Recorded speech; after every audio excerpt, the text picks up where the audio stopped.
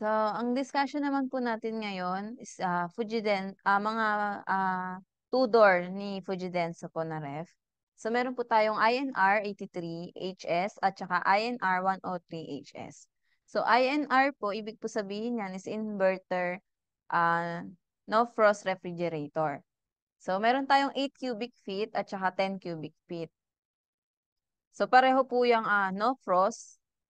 Then yung price, SRP po niyan sa market ngayon is yung 8 cubic feet po is 18,998.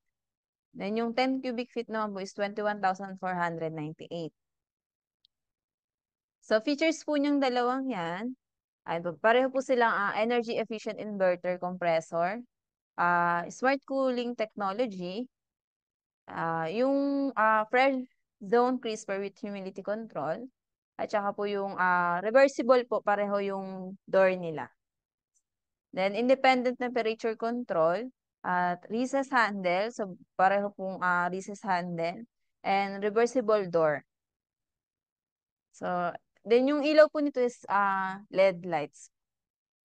Then, yung body po nitong dalawang unit na to is textured body.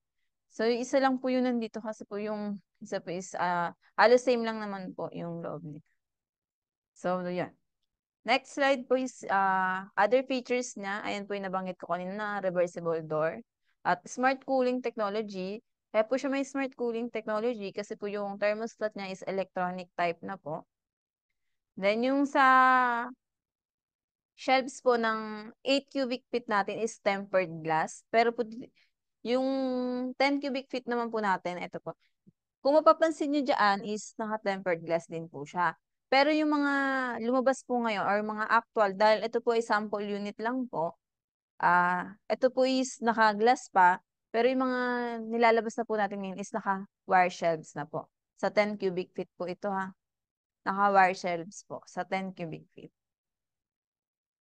Sa specs po,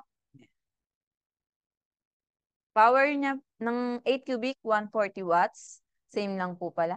Then sa rated current, 1.3 and 1.3.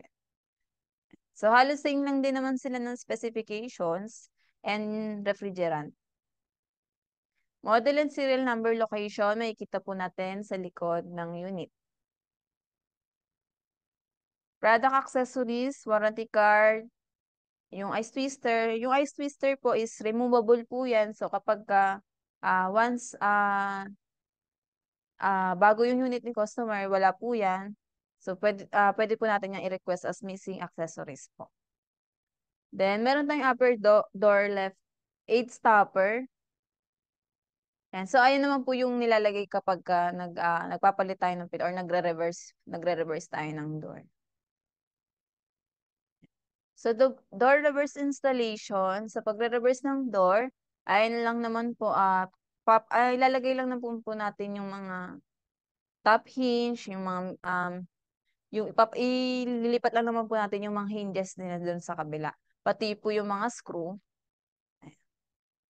Then sa pagle-level ng unit, yan po. Syempre po dapat naka-level lang or nakapatag lang siya. Pwede po yan naka-tilt ng konti para po just in case na maiwan po ni customer na nakabukas yung pinto is kusa po siyang magko-close. Installation naman po ng unit. And so, dapat po mag-allow tayo ng mga clearance sa likod at saka po dun sa side. So, sa likod po is 4 inches, then sa gilid po is 2 inches. Usage and operations naman po ng INR natin. So, basic lang naman po itong operation natin, pero i-ano ko lang po kayo dito sa, ito po, yung airflow niya.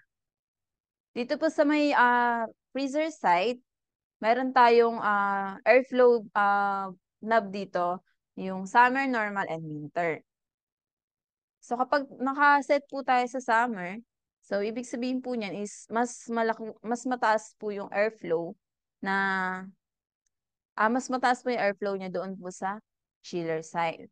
Kapag ka naka-normal naman po o yung recommended, um, pareho po yung airflow niya dito sa freezer and sa chiller.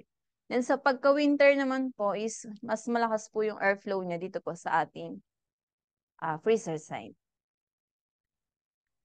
Yan. So, next po, yung control panel naman po. Yung dito po sa ibaba makikita yung ating control panel. Yan. So, nagre-range po yan sa 0 to 7 degrees.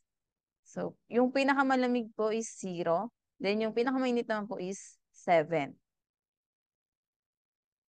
Compartment parts overview. Ayan po. Then, parts identifications. Yan. Ayan po yung hinge natin na may kasamang, pag binaklas po yung makikita niyo po yung humidity sensor. Then, inverter main board, magkasama na rin po. Then, yung ating drain pan, yung compressor. Ayan po, yung thermostat niya, gaya po na sinabi ko kanina, sa smart cooling technology niya, naka-electronic type po yung thermostat niya. Kaya po siya, smart cooling technology. Then, crisper bin. Then, yung ating evaporator drain. So, dahil na-frost siya, may heater po. Then, yung defrost sensor. Then, yung evaporator. Then, ito po yung freezer air duct natin. Ayan. Then, yung ating ref air duct, yung nasa ibaba po. Then, blower.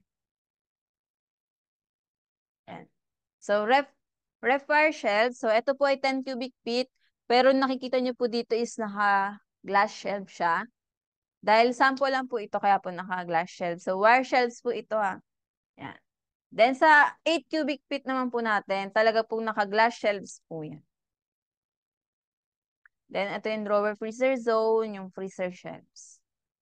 Yan. Utility packet ng dalawang unit po, nandyan na rin. Troubleshooting guide.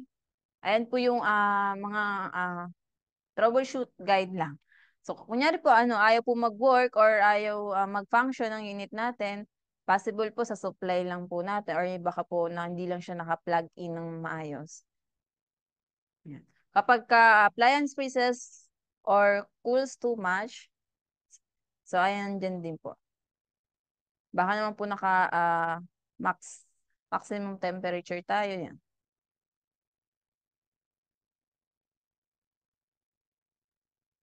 Then, next po is yung warranty information.